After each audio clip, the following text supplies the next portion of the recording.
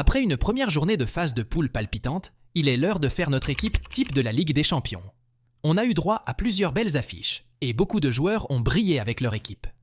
Il a donc été assez difficile de bâtir un 11 type dans lequel il y aura forcément des oubliés. Pour le poste de gardien de but, on a ainsi choisi d'aligner Alexander Schlager, le portier de Salzbourg, qui est allé s'imposer par un score de 2-0 sur la pelouse du Benfica.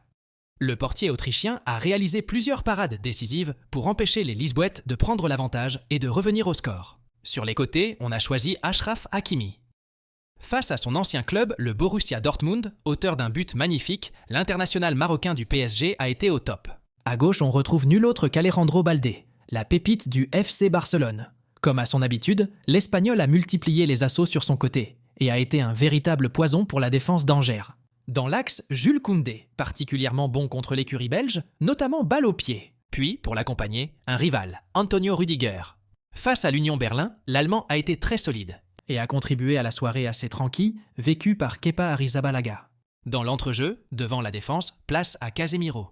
Malgré la défaite de son équipe face au Bayern, le Brésilien a été très bon et s'est même offert un doublé. À côté de lui, place à Jamal Musiala, un autre joueur qui a brillé dans cette rencontre.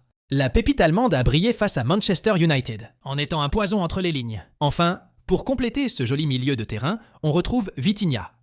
Le milieu portugais a probablement réalisé son meilleur match depuis son arrivée au PSG, avec une passe décisive et une énorme influence dans la construction des actions offensives parisiennes. En attaque, on retrouve dans l'axe Julian Alvarez, qui a inscrit un doublé face à l'Étoile Rouge. 2 buts, mais pas que, puisque l'Argentin a été dévastateur dans le jeu. Sur l'aile gauche, on retrouve João Félix qui confirme ses débuts canons avec le FC Barcelone. Il a été le leader offensif du FC Barcelone face à Antwerp, avec un doublé et une passe décisive. Enfin, pour compléter notre équipe type, un joueur un peu moins médiatisé, Wanderson Galeno. Le Brésilien du FC Porto a inscrit un doublé lors de la victoire 3-1 des siens face au Shakhtar. Laissez-nous savoir dans les commentaires quel joueur aurait mérité d'être dans ce 11 type.